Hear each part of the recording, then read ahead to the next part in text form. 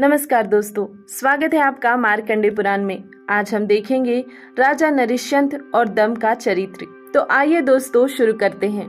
मार्कंडेय जी कहते हैं, मरुत्य के 18 पुत्रों में नरिश्चंद्र सबसे ज्येष्ठ और श्रेष्ठ थे। क्षत्रियों में श्रेष्ठ महाराज मरुत्य ने 85,000 वर्षों तक समूची पृथ्वी का राज्य किया। धर्मपूर्वक राज्य का पालन और उत्तमोत्त यज्ञों का अनुष्ठान करके मरुत्य ने अपने ज्येष्ठ पुत्र नरिश्चंद्र को राजपद पर अभिषिक्त कर दिया और स्वयं वन में चले गए। वहां एकाग्रचित होकर उन्होंने बड़ी भारी तपस्या की और अपने सुयश से पृथ्वी एवं आकाश को व्याप्त करके वे स्वर्ग लोक में चले गए। तदंतर उनके बुद्धिमान पुत्री नरिश्चंद्र ने अपने पिता तथा अन्य पूर्वजों के चरित्र की आलोचना करके मन ही मन सोचा, वंश की मान मर्यादा का पालन, लज्जा की रक्षा, शत्रुओं पर क्रोध, सबको अपने अपने धर्म में लगाना और युद्ध से कभी पीठ न दिखाना, इन सब बातों का मेरे पूर्व पुरुषों ने तथा पिताजी ने जैसा पालन किया है वैसा दूसरा कौन कर सकता है।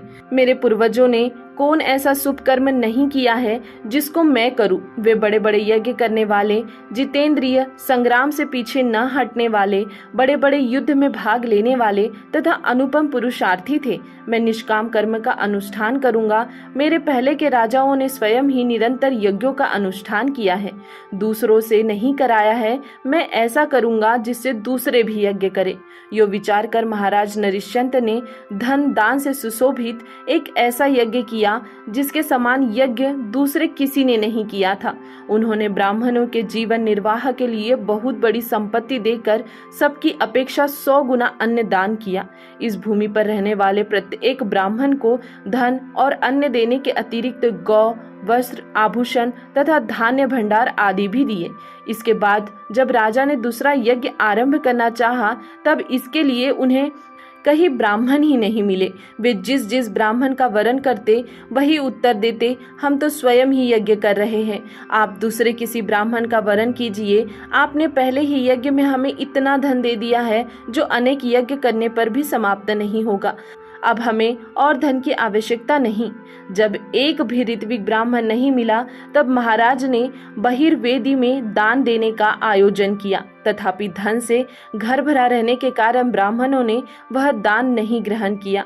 उस समय राजा ने यह उद्गार प्रकट किया, अहो, इस पृथ्वी पर कहीं एक भी निर्धन ब्राह्मण नहीं है, यह कितनी सुंदर बात है। तदंतर उन्होंने भक्ति पूर्वक बारंबार प्रणाम करके कुछ ब्राह्मणों को ऋत्विक बनाया और बहुत बड़ा यज्ञ आरंभ किया। उस समय बड़े आश्चर्य की बात यह हुई कि भूमंडल के सभी ब्राह्मण यज्ञ करने लगे। इसीलिए राजा के यज्ञ मंडप में कोई सदस्य न बन सका। कुछ ब्राह्मण यजमान थे और कुछ यज्ञ कराने वाले पुरोहित बन गए। राजा नरिश्चंद्र ने जिस समय यज्ञ आरंभ किया, उस समय पृथ्वी के समस्त ब्राह्मण उन्हीं के दिए हुए धन से यज्ञ करने लगे। पूर्व दिशा में 18 करोड़, पश्चिम में 7 करोड़, दक्षिण में 14 करोड़ और उत्तर में 15 करोड़ यज्ञ एक ही समय आरंभ हुए। इस प्रकार मरुत्य नंदन राजा नरिश्चंद्र बड़े धर्मात्मा हुए। वे अपने बल और पुरुषार्थ के लिए सर्वत्र प्रसिद्ध है। नरिश्चंद्र के दम नामक पुत्र हुआ जो दुष्ट शत्रुओं का दमन करने वाला था। उसमें इंद्र के समान बल और मुनियों के समान दया और शील था। बभ्रू की कन्या इंद्रसेना नरिश्चंद्र की पत्नी थी। उसी के गर्भ से दम का जन्म हुआ था।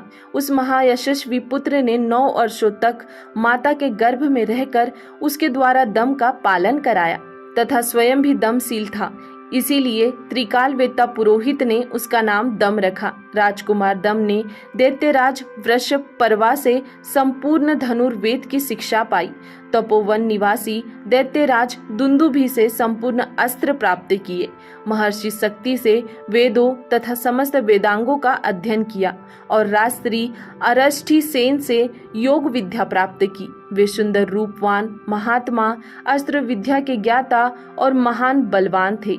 अतः राजकुमारी सुमना ने पिता द्वारा आयोजित स्वयंवर में उन्हें अपना पति चुन लिया। वह दसार्ण देश के बलवान राजा चारुवर्मा की पुत्री थी। उसकी प्राप्ति के लिए वहां जितने राजा आए थे सब देखते ही रह गए और उसने वम का वरण कर लिया। मद्र राजकुमार महानंद, जो बड़ा बलवान और पराक्रमी था, सुमना के प्रति अनुरक्त हो गया था। इसी प्रकार विदर्भ देश के राजा स्क्रंदन का राजकुमार वपुष्मान तथा उदार बुद्धि महाधनु भी सुमना की ओर आकृष्ट थे। उन सब ने देखा सुमना ने दुष्ट शत्रुओं का दमन करने वाले दम का वरण कर लिया। तब काम से मोहित होकर आपस में सलाह की, हम लोग इस सुंदरी कन्या को बलपूर्वक पकड़कर घर ले चले। वहाँ यह स्वयंवर की विधि से हम में से जिसको वरण करेंगी उसी की पत्नी होगी। ऐसा निश्चय करके उन तीनों राजकुमारों ने दम के पास खड़ी हुई उस सुंदरी कन्या को पकड़ लिया। उस समय जो राजा दम के पक्ष में थे उन्होंने बड़ा कोलाहल मचाया। कुछ लोग कुपित होकर रह गए और कुछ लोग मध्यस्थ बन गए। इस घटना से दम के चित्त में तनिक भी घबराहट नहीं हुई। उन्होंने चारों ओर खड़े हुए राजाओं को देखकर कहा, भूपालगण, स्वयंवर की धार्मिक कार्यों में गणना है, किंतु वह वास्तव में अधर्म है या धर्म? इस कन्या को इन लोगों ने जो बलपूर्वक पकड़ लिया है, यह उचित है या अनुचित? यह स्वयंवर अधर्म है तब तो मुझे इससे कोई मतलब नहीं है, यह भले ही दूसरे की पत्नी हो जाए, किंतु यदि वह धर्म है तब तो यह मेरी पत्नी हो चुकी। उस दशा में इन प्राणों को धारण करके क्या होगा जो शत्रु की उपेक्षा करके बचाए जाते हैं। तब दशार्न नरेश चारु वर्मा ने कोलाहल शांत कराकर सभासदों से पूछा, राजाओं, दम ने जो यह धर्म और अधर्म से संबंध रखने वाली बात पूछी है उसका उत्तर आप लोग दे, जिससे इनके और मेरे धर्म का लोप ना हो। तब कुछ राजाओं ने कहा, परस्पर अनुराग होने पर गांधर्व विवाह का विधान है, परंतु यह क्षत्रिय के लिए ही विविध है, वैश्य, शूद्र और ब्राह्मणों के लिए नहीं। दम का वरण कर लेने से आपकी इस कन्या का गांधर्व विवाह संपन्न हो गया। इस प्रकार धर्म की दृष्टि से आपकी पुत्री दम की पत्नी हो चुकी। जो मोहवश इसके विपरीत आचरण करता है वह कामाशक्त है। यह सुनकर दम के नेत्र क्रोध से लाल हो गए। उन्होंने धनुष को चढ़ाया और यह वचन कहा, यदि मेरी पत्नी मेरे देखते देखते बलवान राजाओं के द्वारा हर ली जाए तो मुझ जैसे नपुंसक के उत्तम कुल से तथा इन दोनों भुजाओं से क्या लाभ हुआ? उस दशा में तो मेरे अस्त्रों को, शौर्य को, बाणों को, धनुष को तथा महात्मा मरुत्य के कुल में प्राप्त हुए जन्म को भी धिक्कार है। यो कहकर दम ने महानंद आदि समस्त शत्रुओं से कहा, भूपालो, यह बाला अत्यंत सुंदरी और कुलीन है।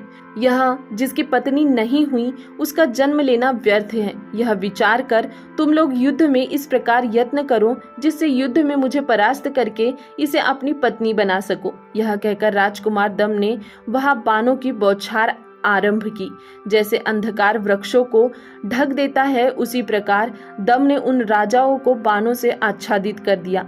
वे भी वीर थे, अतः बाण, शक्ति, रिष्टि तथा मुग्दरों की वर्षा करने लगे, किंतु दम ने उनके चलाए हुए सब हथियारों को खेल खेल में ही काट डाला। तब महापराक्रमी महानंद वहां आ पहुंचा और उनके साथ युद्ध करने लगा। तब दम ने उसकी छाती में एक कालाग्नि के समान भयंकर बाण मारा। उससे उसकी छाती विदीर्ण हो गई, तो भी उसने उस बाणों को खींचकर निकाल दिया और दम के ऊपर चमचमाती हुई तलवार फेंकी। उसे उल्का के समान अपनी ओर आते देख दम ने शक्ति के प्रहार से काट डाला और वेतस पत्र नामक बाण से महानंद का मस्तक धड़ से अलग कर दिया। महानंद के मारे जाने पर अधिकांश राजा पीठ दिखाकर भाग गए। केवल कुंडिनपुर का स्वामी वपुष्मान डटा रहा और दम के साथ युद्ध करने लगा। युद्ध करते समय उसकी भयंकर तलवार को दम ने बड़ी फुर्ती से काट दिया तथा उसके सारथी के मस्तक और ध्वज को भी काट गिराया। तलवार कट जाने पर वपुष्मान ने एक गदा उठाया जिसमें बहुत सी काटियां गड़ी हुई थी, किंतु दम ने उसको भी उसके हाथ में ही काट डाला। फिर वपुष्मान जो ही कोई श्रेष्ठ आयुध हाथ में लेने लगा, त्यों ही दम ने उसे बाणों से बींध कर पृथ्वी पर गिरा दिया। पृथ्वी पर गिरते ही उसका सारा शरीर व्याकुल हो गया, वह थर थर कांपने लगा। अब युद्ध करने का उसका विचार न रहा। उसको इस अवस्था में देखकर दम ने जीवित छोड़ दिया और प्रसन्नचित हो और सुमना को साथ ले वहां से चल दिया। तब दशार्न देश के राजा चारु वर्मा ने प्रसन्न होकर दम और सुमना का विधि पूर्वक विवाह कर दिया।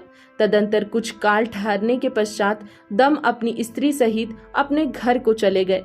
दशार्न राजा ने भी बहुत से हाथी, घोड़े, रथ गौ, खच्चर, ऊंट, दास, दासियां, वस्त्र, आभूषण और धनुष आदि श्रेष्ठ सामग्री तथा बहुत से बर्तन दहेज में देकर वर वधू को विदाह किया। महामुनि दम सुमना को पत्नी रूप में पाकर बड़े प्रसन्न थे। घर आकर उन्होंने माता पिता के चरणों में प्रणाम किया। सुमना ने भी सास ससुर के चरणों में मस्तक झुकाया। तब उन दोनों ने भी आशीर्वाद देकर नव दंपति का अभिनंदन किया। फिर तो नरिश्यंत के नगर में बड़ा भारी उत्सव मनाया गया। दशार्न राज संबंधी हुए और बहुत से राजा पुत्र के हाथों युद्ध में परास्त हो गए। यह सुनकर महाराज नरिश्यंत बहुत प्रसन्न हुए। दशार्न राजकुमारी सुमना दम के साथ बहुत समय तक विहार करती रही। फिर उसने गर्भ धारण किया। राजा नरिश्यंत भी सब भोगों को भोग कर वृद्धावस्था में पहुंच चुके थे, इसीलिए वे दम को राजपद पर अभिषिक्त करके स्वयं वन में चले गए। उनकी यशस्विनी पत्नी इंद्रसेना ने भी उनका ही अनुसरण किया। नरिश्यंत वहां वानप्रस्थ के नियमों का पालन करते हुए रहने लगे। एक दिन दक्षिण दिशा का दुराचारी राजकुमार वपुष्मान, जो स्क्रंदन का पुत्र था, थोड़ी सी सेना साथ ले वन में शिकार खेलने के लिए गया। उसने तपस्वी नरिश्यंत तथा उनकी पत्नी इंद्रसेना को तपस्या से अत्यंत दुर्बल देखकर पूछा, आप वानप्रस्थ आश्रम में स्थित ब्राह्मण, क्षत्रिय अथवा वैश्य है, मुझे बताएं। राजा नरिश्यंत ने मौन व्रत धारण कर लिया था, इसीलिए उन्होंने कुछ उत्तर नहीं दिया, किंतु उनकी पत्नी इंद्रसेना ने सब बातें सच सच बता दी। परिचय पाकर वपुष्मान ने सोचा, अब तो मैं अपने शत्रु के पिता को पा गया हूँ। यह विचार कर उसने कुपित हो नरिश्यंत की जटा पकड़ ली। इंद्रसेना आंसू बहाती हुई गद्गद कंठ से रोने लगी और हाहाकार करने लगी। वपुष्मान ने म्यान से तलवार निकाल ली और यह बात कही कि जिसने युद्ध में मुझे परास्त किया और मेरी सुमना को हर लिया, उस दम के पिता को आज मैं मार डालूंगा। अब वह आकर इनकी रक्षा करे। यो कहकर उस दुराचारी ने इंद्रसेना को रोती बिलखती छोड़ नरिश्यंत का मस्तक काट गिराया। तब समस्त मुनि तथा अन्य वनवासी भी उसे धिक्कारने लगे। वपुष्मान अपने नगर को लौट गया। उसके चले जाने पर इंद्रसेना ने एक शूद्र तपस्वी को अपने पुत्र के पास भेजा और कहा, तुम शीघ्र जाकर मेरे पुत्र से यह सब हाल कहो। मेरा संदेश इस प्रकार कहना, महाराज की इस प्रकार तिरस्कार पूर्ण हिंसा देखकर मैं बहुत दुखी हूँ। राजा होने का अधिकार उसी को है जो चारों वर्णों और आश्रमों की रक्षा करे।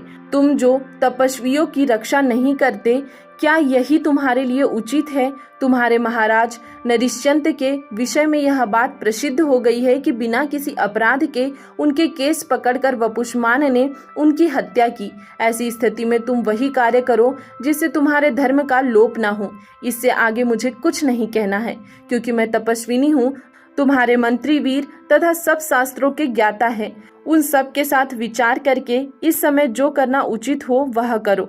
अपने पिता शक्ति को राक्षस के हाथ से मारा गया सुनकर महर्षि पराशर ने समस्त राक्षस कुल को अग्निकुंठ में होम कर भस्म कर दिया था।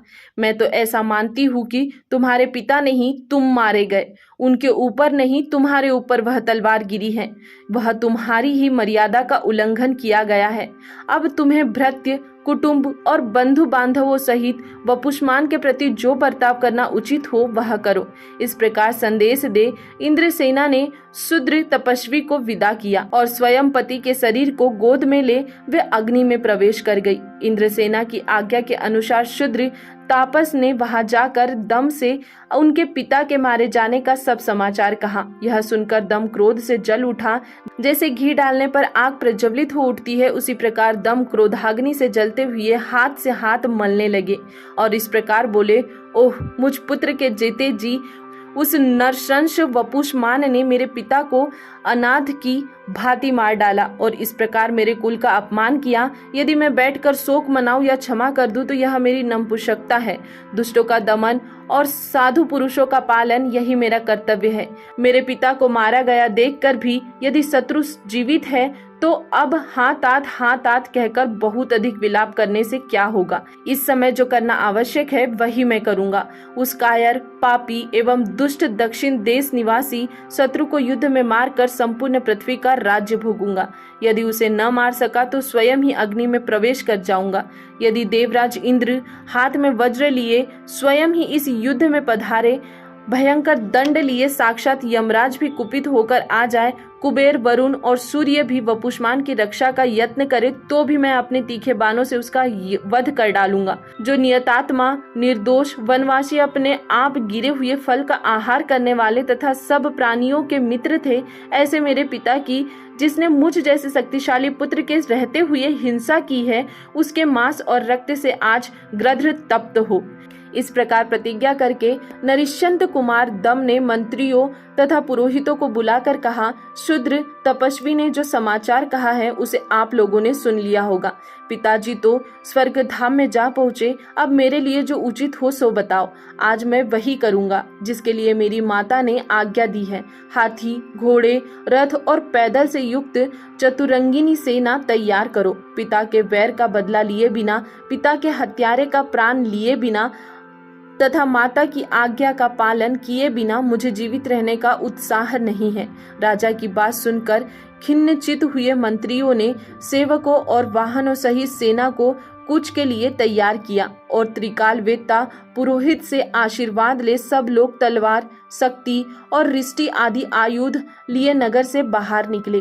महाराज दम नागराज की भांति फुफकारते हुए वपुष्मान की ओर चले। उन्होंने वपुष्मान के सीमा रक्षकों तथा सामंतों का वध करते हुए बड़े वेग से दक्षिण दिशा में चढ़ाई की।